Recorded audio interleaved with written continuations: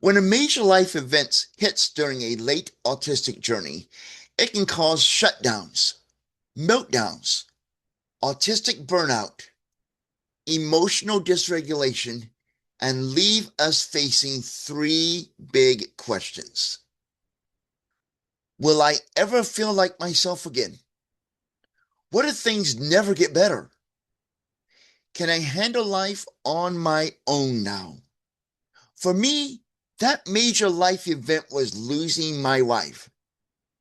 But whether your life changed because of grief, divorce, illness, retirement, or something else, these three questions may sound familiar. Now, in my case, I've asked myself all of these three questions, but the one question that scares me the most is this: can I handle life on my own now? Hey, my fellow confident autistics, I am the Confident Autistic. You can call me Chris. On this channel, I create videos and more that will help you better understand autism, connect you with resources that can help you through your autistic journey, and I share my life as a late diagnosed autistic adult. And this is another video in the Confident Autistic Unmasked video series. Now, the Confident Autistic Unmasked is my video blog of my life as a late diagnosed autistic adult. If you're new to the channel, first of all, welcome. And I'd just like to give a little backstory here.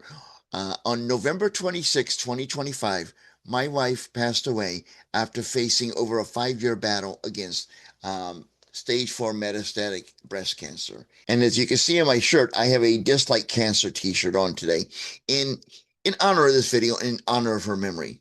Now, my wife had been in my life for 25 years. Her name was Kimberly. She was in my life for over 25 years, and she was always by my side. And the last 22 of them, she was by my side as my wife. Now, some of the things Kim did for me was she always fought for me. Okay, she did.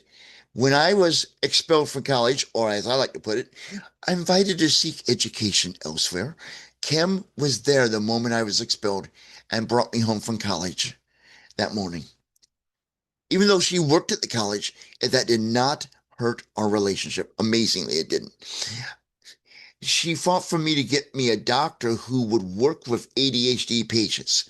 Because back in the day when Kim and I were first dating, all we knew was I had ADHD. And at that time, 20 plus years ago, ADHD and autism could not coexist in the DMS.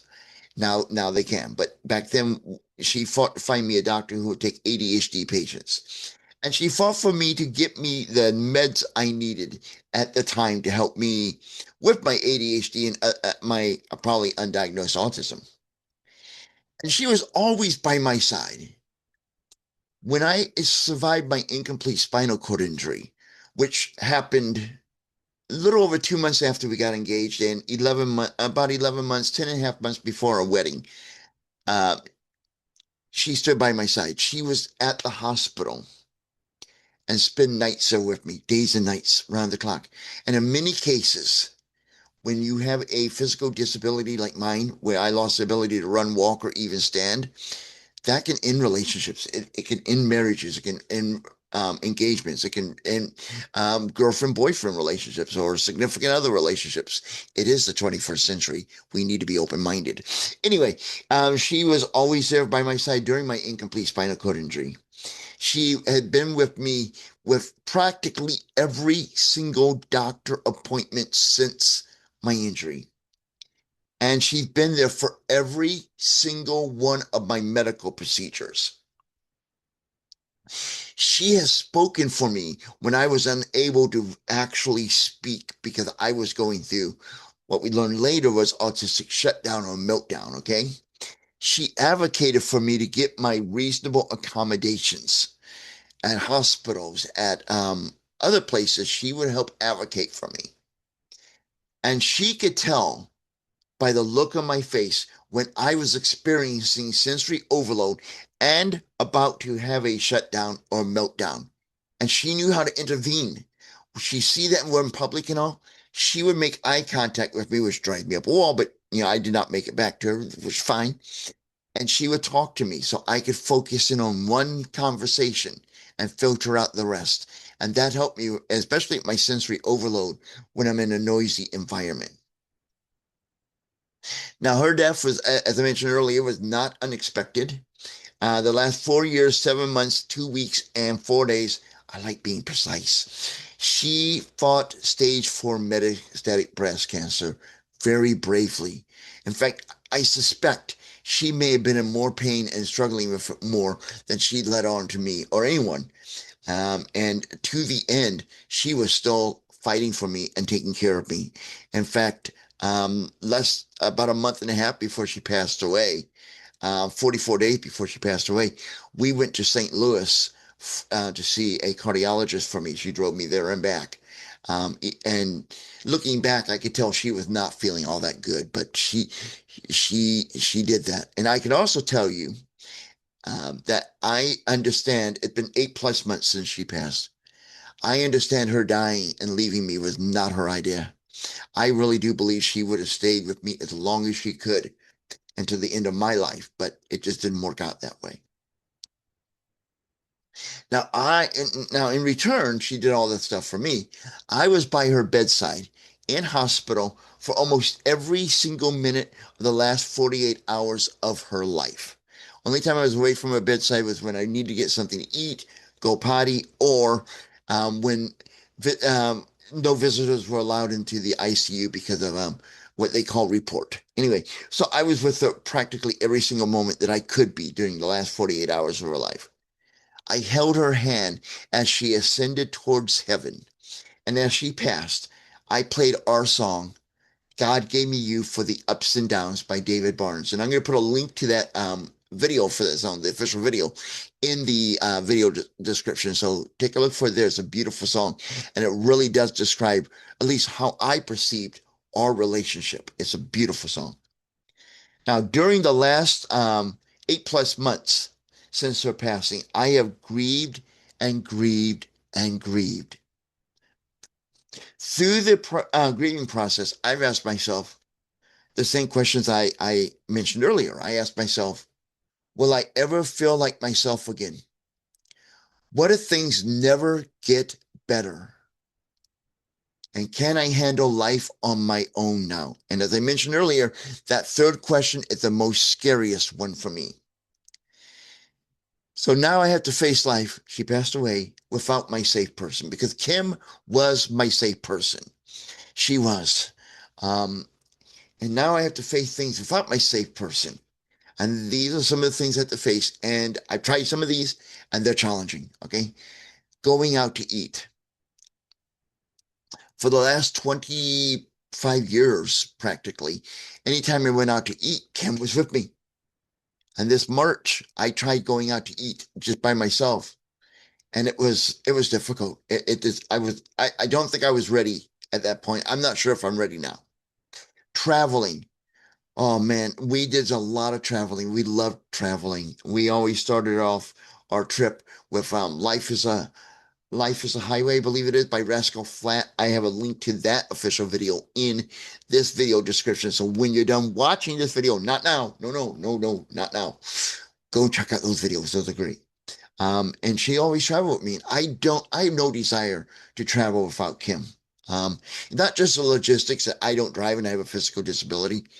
I just cannot, I just can't picture myself going places without her. And that loneliness, I think, would just it'd be horrible on me.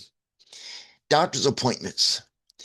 Uh, this is one of the other things I have to deal with. Now, fortunately, the doctors that I'm currently seeing, I've known for several years, at least most of them I have.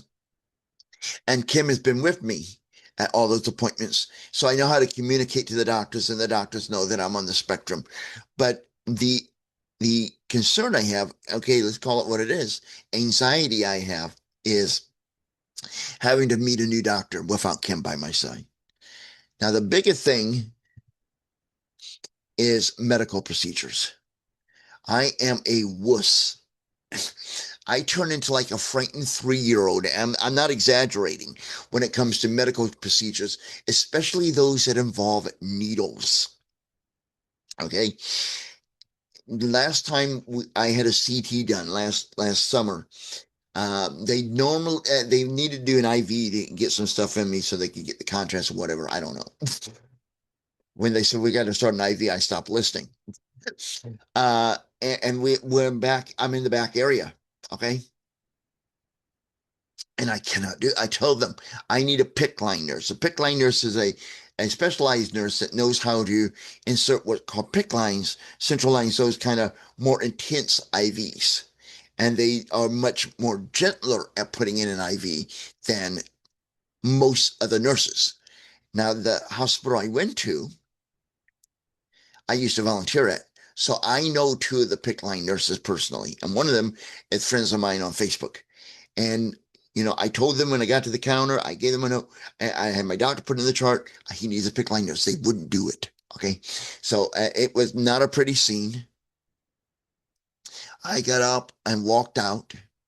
Kim walked up to me and she got me to focus. She got me to calm down and she got me to go back in there. And she advocated for me. Okay. Because I wasn't able to. I tried and they didn't listen. So, the area that they do that in is kind of a secure area is patients and staff only because of HIPAA policies, but they had to bring Kim in to help calm me down enough for the PICC line nurse to put the PICC line in me. So now I got to face medical procedures. I'm 60. I'm going to have some happening in my life. In fact, I have one scheduled this October, which is another CT scan, and Kim will not be there. And I'm scared. I really, this is my biggest fear, is facing life without Kim, because she was in my life for 25 plus years. She was my safe person. And now I have to learn to advocate for myself. I do a little bit, but like in situations like I mentioned about the medical procedures, it's overwhelming to me. I really am going to miss Kim, and I'm trying to figure out some ways to be proactive and advocating. And I'm going to do a video on that too. In fact, I plan to do a video on the CT procedure as much as they'll let me video in the hospital because of HIPAA policies. But, I'm going to do that. Now, fortunately for me, I've had some time to prepare during Kim's battle against cancer. And I kind of mentioned this before, but let's dig deeper into this. But still, I'm afraid of facing life alone as a late diagnosed autistic adult. As I age, and knowing there will be medical procedures I must face without my safe person. Okay. And then the medical procedure I'm going to have, I'm going to have a CT. I have a man-made aneurysm from surgery, and they have to monitor it each year to make sure it's not growing. And if it is, I may have to have some surgery. And I am scared. And last time I had surgery, I had my incomplete spinal cord injury. So I am really petrified of surgery. And if I have to have surgery, there's no Kim. And this is my biggest fear, having to face life without my safe person after all these years. Now it's your turn. What would be your biggest fear if a major life event hits during your late autism journey? And how would you respond to it? And let me rephrase that, okay? I got it up here on my screen. I'm reading it to you. But let's put it this way, because this is more accurate. What would be your biggest fear when a major life event hits during your late autism journey? Because not an if, more than likely it's a when. You may have already had a major life event hit. And if you have, share how it affected you and how you got through it, because I could use some help. I'm really scared here. And your answers can help other people as well. Not just me, but other confident autistics who are watching this video. So share your response in the comments. And if you enjoyed this video, please like and share it with your community. In the meantime, please check out this video that is coming up on your screen. And until next time, I am the Confident Autistic, reminding you to live confidently autistic.